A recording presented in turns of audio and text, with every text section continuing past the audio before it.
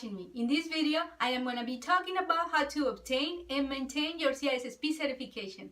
That's right. If you want to be Cissp certified, it is not just about obtaining the certification, but you will have to maintain it, which means that you will have to comply with certain requirements in order for you to maintain the credential. The Certified Information System Security Professional, Cissp, is an information security certification granted by a leading community of cybersecurity professionals, the International Information System Security Certification Consortium, also known as Cissp. Cissp is a nonprofit membership association for information security leaders. Currently, it has more than 125,000 certified members. What happens is when you certify, you become a member of Cissp. Cissp has been around since the late 80s, so more than 35 years now. It grants multiple information security certifications besides Cissp, of course. Cissp created and maintains what is known as CBK, or the common body of knowledge on which the certifications are based.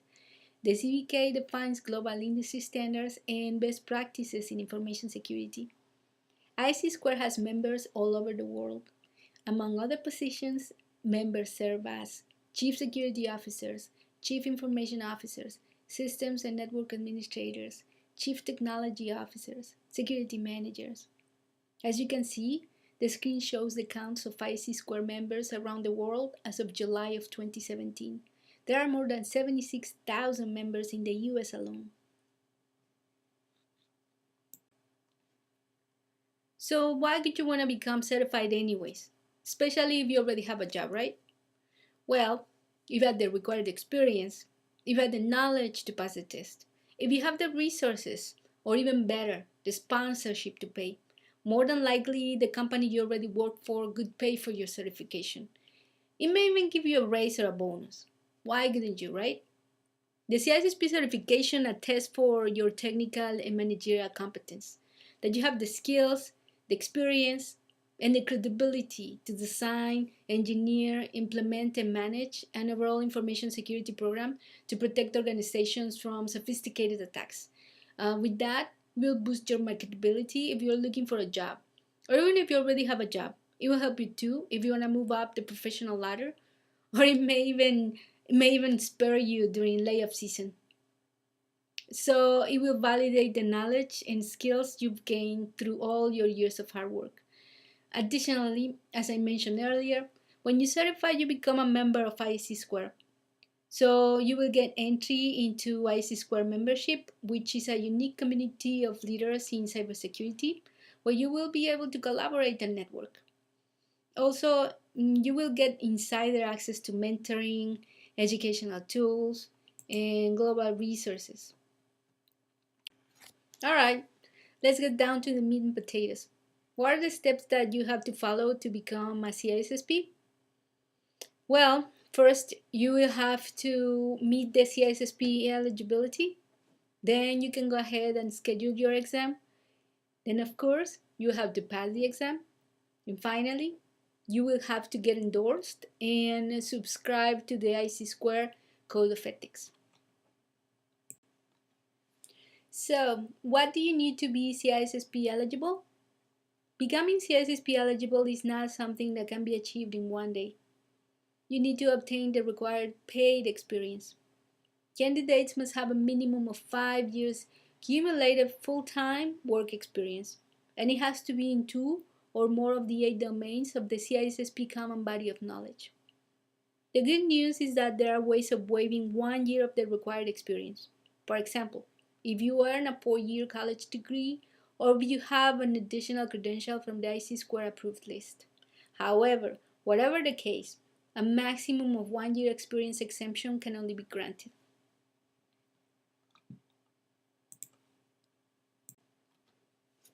A candidate who doesn't have the required experience to become Cissp may become an associate of Cissp by successfully passing the Cissp examination. The associate of Cissp will then have 6 years to earn the 5 years of required experience. Anyways, that's not all regarding experience, Additionally, once you pass the examination, you will need to obtain an endorsement by an Cissp certified professional, one who is able to attest to your professional experience and who is in good standing.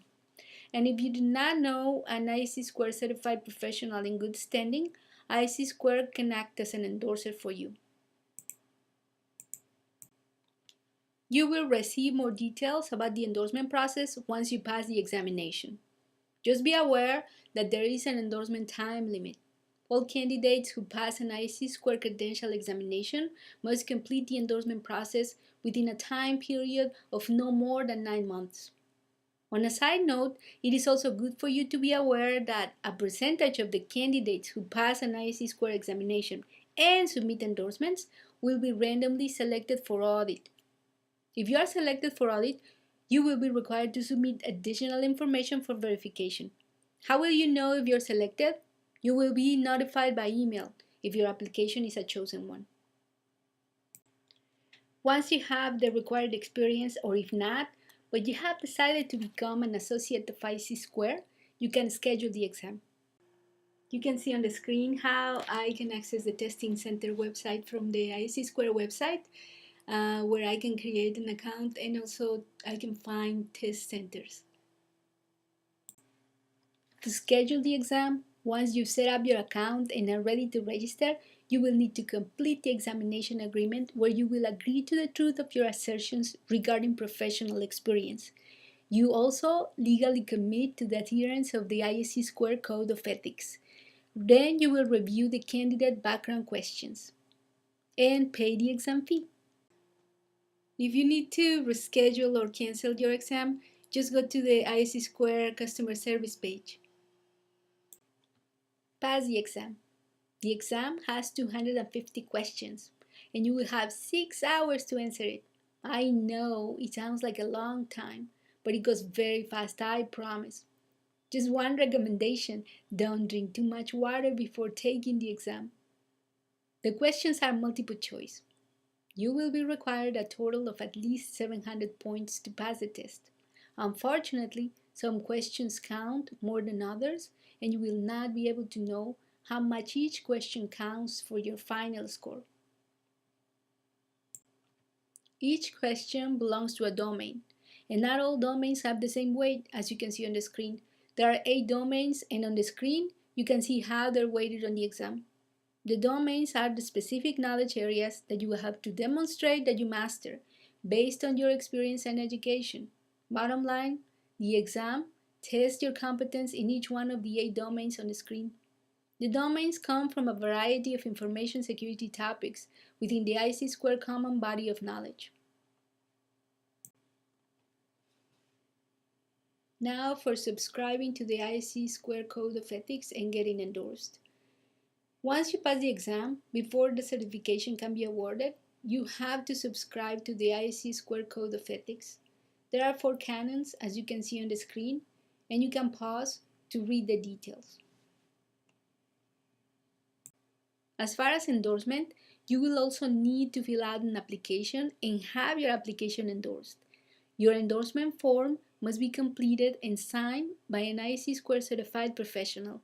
He or she needs to be an active member who can confirm your professional experience, and Cssp can endorse you if you cannot find a certified individual. You have 9 months from the date of the exam to complete these steps. If you don't, you will have to retake the exam to get certified. You will receive more information to complete the endorsement process once you pass the exam. Once the certification is awarded, you will receive the certification in the mail, and also you will receive an electronic badge to display your certification on the web. Maintaining your Cssp certification. So once you receive your certification in the mail, you will also receive instructions on how to maintain it. Basically, you will have to pay an annual fee, and you will have to obtain at least 40 continuing professional education credits, CPEs, each year. CPEs are for professional development. They help ensure that members remain competitive and keep up with the constantly expanding body of knowledge in the field. CPEs also increase members' value to customers and employers. Certifications are awarded in 3-year cycles. To maintain a certification, members are required to earn and submit a minimum number of CPE credits during each one of the certification cycles, including a minimum number of CPEs that must be earned annually. So the total number of CPE credits earned each year must add up to the minimum CPE credits required for the cycle. CPE credits are categorized as either Group A credits or Group B credits, depending on how the associated activities relate to the domains of each certification. Group A credits are for direct domain-related activities. Group B credits are for activities that are outside of the domain but still enhance members' general professional skills and competencies. As we can see on the screen, currently the Cissp certification requires a total of 120 CPEs for a 3-year cycle, and each year at least 30 of them must be from Group A type. So at the end of the day, besides observing the IC² Code of Ethics, members must pay an annual fee and meet minimum annual as well as 3-year CPE requirements. Failure to meet the minimum annual CPE credit or the annual maintenance fee will result in suspension of a member's certification, which is the loss of right of certification. And once the suspension is in effect, a member's good standing rights are immediately revoked. So as you can see, it is very important to constantly monitor your good standing to ensure that you maintain your certification that you worked so hard to obtain in the first place. In this video, I talked about how to obtain and maintain your Cissp certification. I hope you found this video helpful. Thank you for watching me, and I hope you watch me again.